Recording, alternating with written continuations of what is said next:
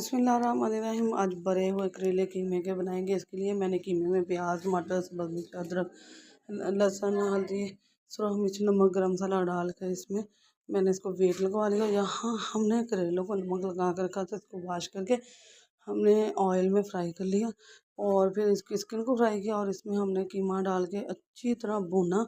और कीमे में हमने जो पिसे मसाले भी डाले, कुछ धनिया, ज़ीरा पाउडर और यहाँ प्याज डालकर हमने इसे दम वाले फ्लेम पर दम लगा लिया।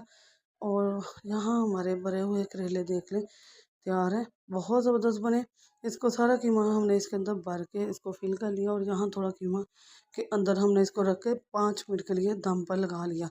और ज़बरदस्त सा हमारा कीमा भरे करेले तैयार हैं। ज़बरदस्त सी रेसिपी है। इसकी मुकम्मल वीडियो जो है ना मेरे चैनल पर डेली फूड पर अपलोड हो चुकी है। आप अगर देखना चाहते हैं तो इंशाल्लाह आपको मिल जाएगी। चैनल को लाइक, शेयर, सब्सक्राइब ज़रूर कीजिएगा। अल्लाह हाफिज़।